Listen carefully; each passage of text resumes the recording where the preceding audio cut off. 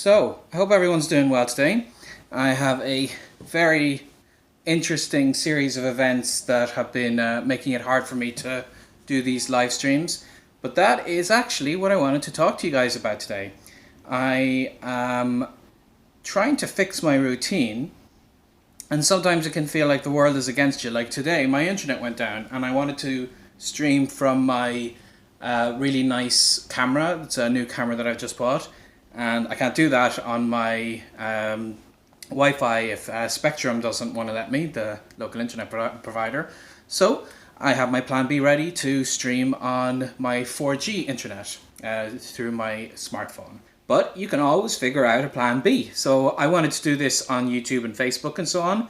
And over the last hour, I investigated how can I do a live stream that splits into multiple streams from my mobile phone.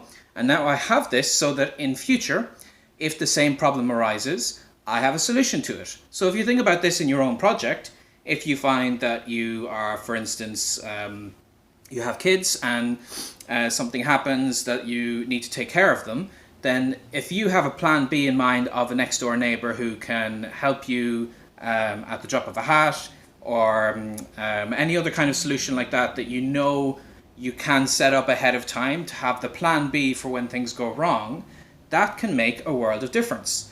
So essentially you imagine that something will go wrong, and you have this understanding that you will not have a perfect study week or even a perfect study day or a perfect study hour.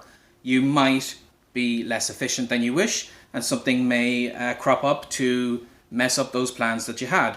And in that case, if it happens, then instead of thinking, oh, I'm a failure, I won't be able to move forward with this, use that time to see how can I solve this problem realistically. You don't want to spend all of your time investigating just how to solve problems, but invest your time into just seeing how can I make it so that if and when this issue comes up in a later study session, what can I do to make sure it won't prevent me from maintaining my momentum?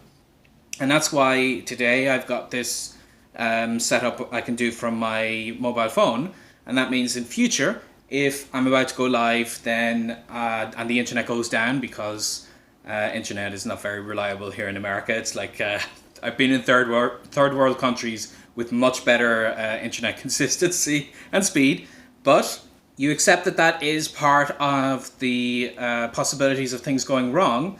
And so this last hour, I've been able to figure out a plan B, and that means that in future, if the internet's down, I have my plan B ready, and I can implement it immediately. And this is the kind of thing that, if you think about it, if you were studying your target language and you needed the internet to have a call via Skype with your teacher, and if you were in the same situation I was in and your main Wi-Fi went down, then maybe you have a budget set aside that you know, like if you normally wouldn't use so much of your 3G or 4G internet, then you might decide, okay, it's very important that I don't miss these calls, so I might be able to spend $10 or €10 on a data package that gives you a boost so you have enough data to be able to go ahead with that call, and then you could have it on your phone instead of on your computer.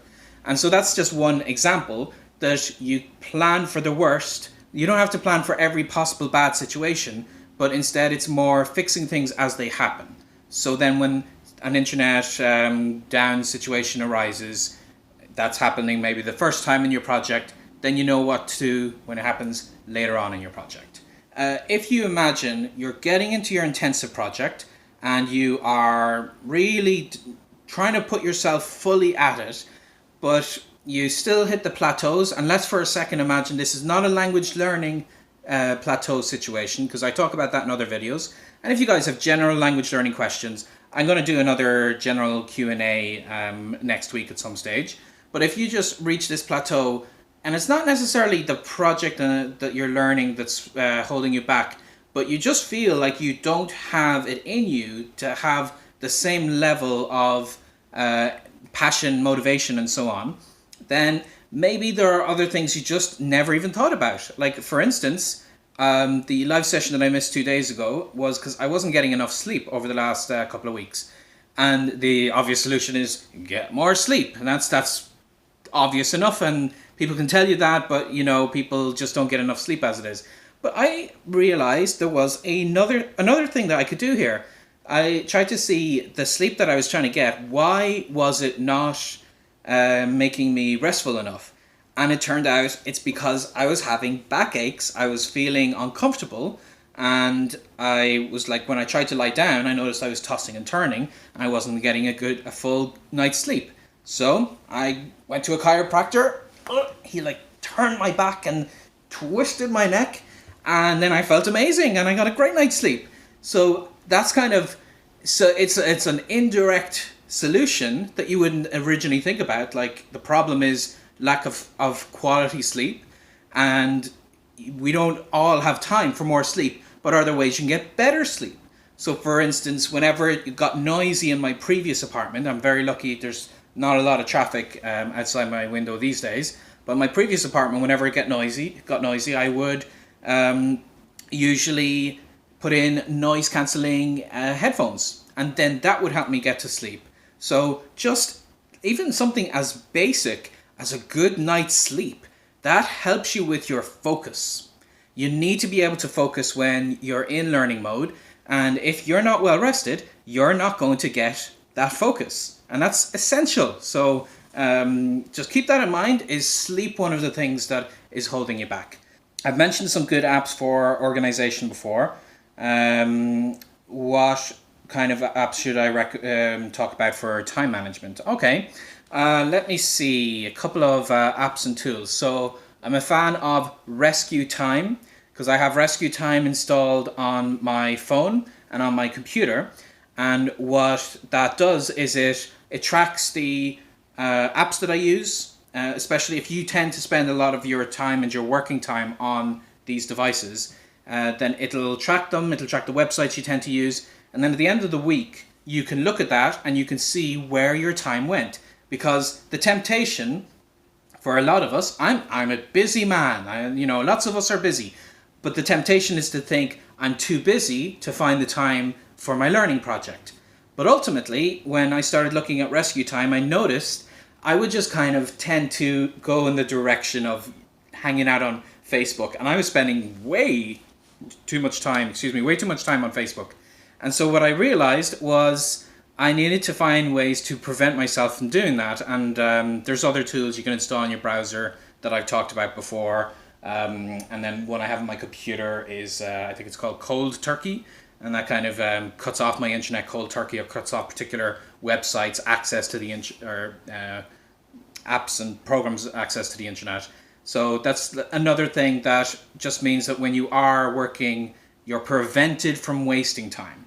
And then in terms of the positive time management, any good to-do tool that lets you just think of things you need to do, and you add it to that to kind of help you streamline the process. But one thing I do want to get into is not necessarily a tool or an app, but a scheduling process. And I'm going to do a different live video about that very soon, because I want to share my whole process during this project of time management, which is my own. I'm trying to improve my own time management as well as sharing it with you guys. So I will be talking about the scheduling tool I do at the start of every day. And this week especially, it has changed a lot of my issues that I've been having to really finish some tasks that I've been wanting to do.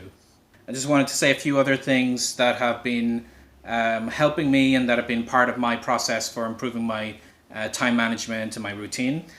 So another one is eating well. One thing that I did is I got into a bad habit over the Christmas break of eating a lot less healthy things, because it's Christmas. People just eat whatever is available, they eat more chocolate and so on.